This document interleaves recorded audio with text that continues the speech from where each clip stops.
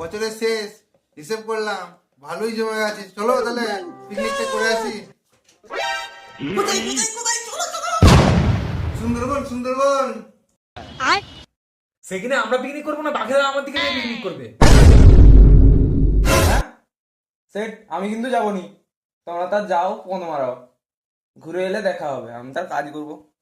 তবু করছিস, কিছুদিন তো থাকতে পাবো। কথা হলো আর পড়ে থাকবো। দিনেশ যাবেনি বলতেছে, তাহলে আমিও যাবনি। মানা বাঘে কোথায় আমার টুনটুনি ছিল দেখা যাবে, তুমি আমাকে কাজে যাবে, আমি কাজ করবো মানা। এই বাবা, শান্তিটা সহ্য হবে না আমার।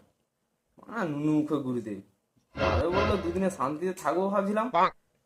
মালের সঙ্গে কথা বলবো, কথাও বলতে দিবেনি। নিজে তো মাল পটাতে পারেনি, সেকেন্ড হ্যান্ড মালগুলোকে ইউজ করছে। আর আমার সুখ সহ্য হয়নি। তোমরা যাবে না, আমি যাবো। তোমাদের টুনটুনি ছেলের ভয় আছে, আর আমার টুনটুনি ছেলের ভয় নেই। আমার ঘরে বউ বাচ্চা আছে।